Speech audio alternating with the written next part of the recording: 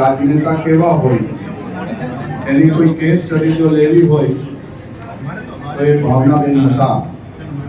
જ્યારે મારા વિસ્તારમાં એ આવતા કોડીનાર સાઈડમાં, ત્યારે અમે તો બહુ નાના કાર્યકર્તા હતા, પણ એમનો જે પ્રેમાળ સ્વભાવ, સાથે જોડવાની પ્રક્રિયા, સાથે લઈને ચાલવાની પ્રક્રિયા, બધાને સાંભળવાની પ્રક્રિયા, આજે એટલા વર્ષ પછી પણ એમના ડોક્ટર સિકલિયા સાહેબ એની યાદમાં આજે એક બહુ મોટું સેવાનું કાર્ય, બ્લડ ડોનેશન કેમ્પ અને નિદાન કેમ્પ એમનું આયોજન કરીને ડોક્ટર સિકલિયા સાહેબે એમની યાદ તમારા અને મારા મનમાં એવી ને એવી તાજી રહે.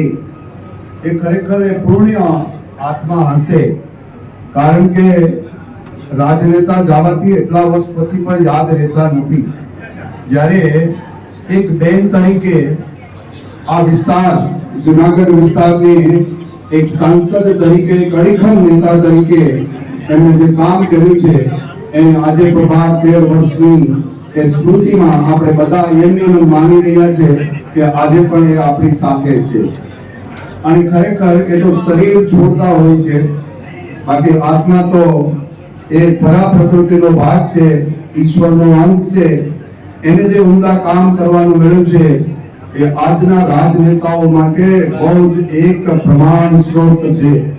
હું એટલું જ કહી કે ભાવનાબેનની જે મનની સ્મૃતિ હતી, એના વિચારો હતા, એના ખ્યાલો હતા, બહેનોએ કેવી રીતે કામ કરવું, રાજનીતિમાં રહી અને આની સુધી કેવી રીતે રહેવું, એનું કોઈ ઉમદા ઉદાહરણ હોય તો એ અમારા ભાવનાબેન સિકલિયા હતા.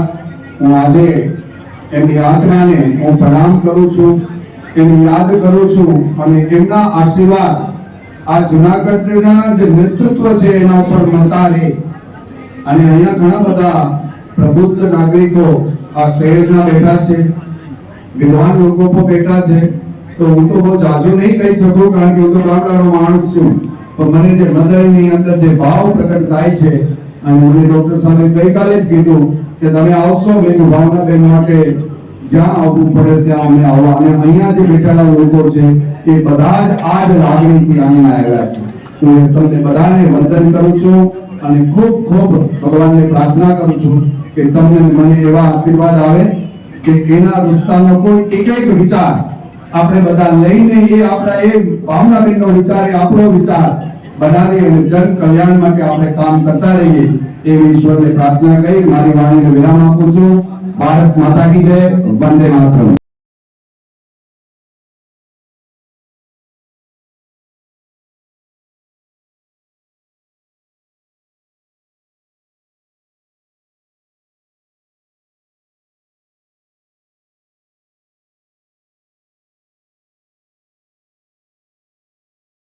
મોટું છે અને મહેમાન પણ ખૂબ ભાવોથી ભરાઈને અહીંયા શ્રદ્ધાંજલિમાં આવ્યા છે.